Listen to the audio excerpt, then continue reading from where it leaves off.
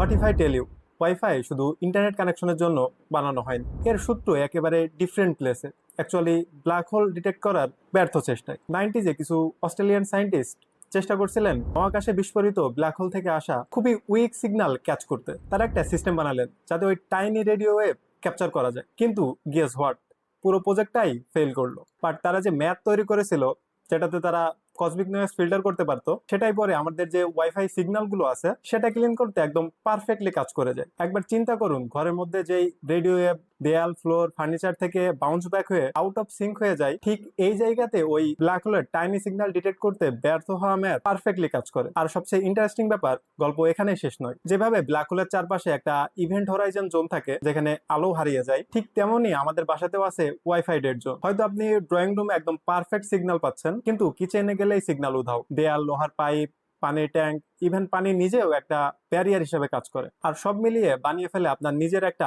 Wifi black hole. তাই পরের বার wifi drop করলে একটু চিন্তা করুন, এটা হয়তো আপনার বাসার ওই মিনি ব্ল্যাক হোল কাজ করতেছে। ক্রেজি, তাই না? This is Asif Shahriar, see you in the next one.